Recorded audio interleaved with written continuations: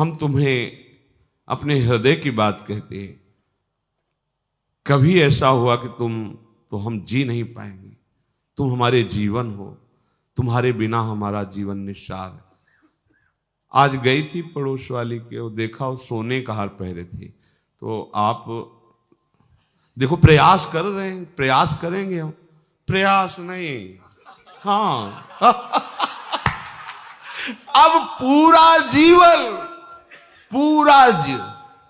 एक फांसी, दूसरी आया पापा, पूरा जीवन समझ। ये देखो माया की चाल, पापा के गले लगे, पापा हमको ये चाहिए, पापा वो चाहिए। वो जीवन ऐसा लगता है यही मेरा जीवन। अगर कोई भगवान है तो हम पर ये कृपा करे, ये जो चाहे मैं इनको दूं, इनको सदैव मुस्कुराते। गलत नहीं है, अच्छा है, पर इनमें भगवत भाव कर लो। देखो मेरे श्री कृष्ण मुझे सुख देने के लिए पुत्र बने हुए मेरे सामने आए, मेरे श्री कृष्ण मेरे को प्यार देने के लिए पत्नी रूप से आए। अगर आप उनमें कृष्ण देखोगे तो यही आपको भगवत प्राप्ति करा देगा, बात मान लो। और नहीं तो मोह में फंस करके यही आपकी दुर्गति का कारण बन जाएगा। ये मोह है। जिस पत्नी से, जिस बच्चे से आप बात कर रहे हो उसको आप नहीं जानते हो, एक कौन सा जीव कहां से आया हुआ है नहीं जानते हो, ये किस समय यहां से चला जाएगा तुम्हें पता नहीं। तुम अपने को केवल इनको अपना मान करके मन दे दिए हो, यही तुम्हारी दुर्गति का कारण बनेगा। ये सबकी समझ में नहीं आएगा, फिर भी कह रहे हैं ममता रतसन ज्ञान कहानी। जो ममता में फंसा हुआ उसको ये ज्ञान बाबा जी है नहीं ना, इसीलिए है। बाबा जी क्या जाने, मांगा खाया पड़े हैं इनको। कोई अब एक पैदा किया होता तो इनको पता चलता कैसा होता है। ऐसा तुमने पैदा करके 2-4 पाले होंगे या बिना पैदा किए हजारों पाले हैं। तुमसे ज्यादा प्यार करते हैं, तुमसे ज्यादा। क्यों? तुम सांसारिक चीज दे सकते हो, हम सांसारिक चीज छुड़ा के इनको सच्चिदानंद दे रहे हैं।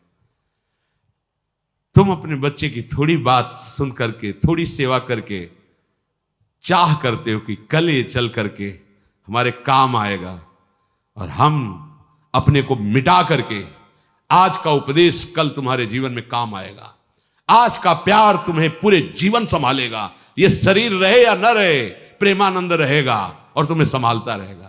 तो ये शरीर रहे या न रहे, शरीर की कोई भरोसा थोड़ी, शरीर छूटता रहेगा। प्रेमानंद नश्वर नहीं है, प्रेमानंद नाशवान नहीं। अगर तुमने भरोसा रखा है तो तुम देख लेना, स्वप्न में और जागृत में तुम्हें अनुभूति होगी कि जो मेरे हैं वो मेरे पास में मुझे दिखाई दे रहे हैं हर समय समाज। ये तो आज पानी का बुलबुला फूट जाए इसका क्या भरोसा, लेकिन ये सांसारिक संबंध नहीं। ऐसा ना समझो कि हमारा हृदय नहीं पत्थर है, हम उपहास कर रहे तुम गृहस्थों का। नहीं भाई, प्यार करना कोई पाप नहीं है, पर प्यार करना आप लोग जानते नहीं हैं।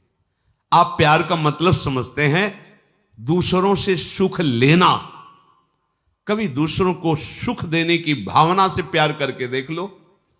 अगर पानी भी पिलाओगे तो आशा कर लोगे कि कभी मेरे काम आएगा। ये प्यार नहीं होता।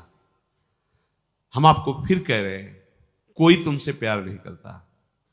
अगर प्यार करते हैं तो मेरे प्रियालाल आपसे प्यार करते हैं, उनके प्रेमी जन प्यार करते हैं, क्योंकि आप प्यार जानते ही नहीं किसे प्यार कहते हैं। एक दूसरे के शरीरों के आकर्षण, शरीरों के भोग को तुम प्यार समझते हो क्या? एक दूसरों की आशा को तुम प्यार समझते हो क्या? कभी हमने रोते नहीं देखा कि तुम्हारा क्या होगा। सब मरने के बाद ये रोते क्या मेरा क्या होगा। देख लेना, हमने तो देखा है। भ्रमण करते जैसे कोई ऐसे सीने दिखाई देती, तो ऐसे छाती, मर गया बेचारा फिर भी पीट रही है, ऐसे ऐसे छाती पीट रही ऐसे और कह रही आज तक हमने जो कहा वो सब तुम पूरा करते थे, अब कौन करेगा। किसके लिए रो रहे हैं? अब मेरा क्या होगा, मेरा। और कह क्या रहे कि ये हम इससे प्यार कर रहे हैं। अरे वो मर गया फिर भी तुम्हारे अंदर आशा नहीं मरी। अगर प्रेम है तो प्रेम का स्वरूप होता है तत्सुख। अगर काम है तो उसका स्वरूप होता है स्वसुख। अब आप नाप के देख लो कि आप प्रेम करते हो या काम करते हो। काम भावना में हो कि प्रेम भाव में हो।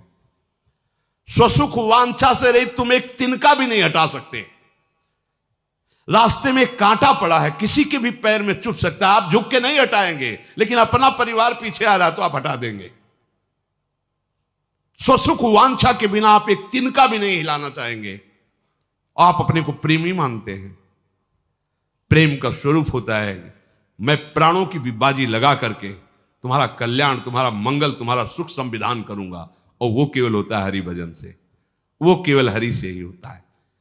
प्रहलाद जी कह रहे हैं बच्चों की मीठी मीठी बात पर, अपनी प्रिय पत्नी की तिरछी चितवन मुस्कान पर, भाई बंधुओं के स्नेह पास में बंधा हुआ ये प्राणी अपने जीवन को न्यौछावर कर देता है।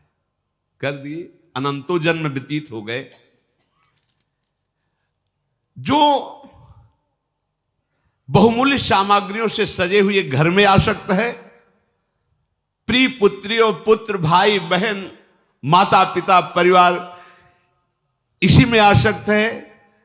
ना तो ठाकुर सेवा विराजमान की है, ना कोई भजन है, ना कोई सत्संग है, ना कोई तीर्थ सेवन है। भला उसकी भोग वासनाएं उसके हृदय से कैसे जा सकती है? और जब वासनाएं है तो तद्भाव भावित हुआ ना वासना से, फिर अगला जन्म शुरू हो गया। फिर नई दुकान, नया मकान, नए रिश्ते, नए सब, फिर नया, कितने जन्म व्यतीत हो गए। इसलिए हे भाई, अगर तुम अपने को बुद्धिमान समझते हो, विद्वान समझते हो, तो एक बात समझ लो, एक क्षण भी भजन के बिना ना जाए। ये जो भजन के बिना समय जा रहा है, इसकी पूर्ति कभी नहीं हो सकती।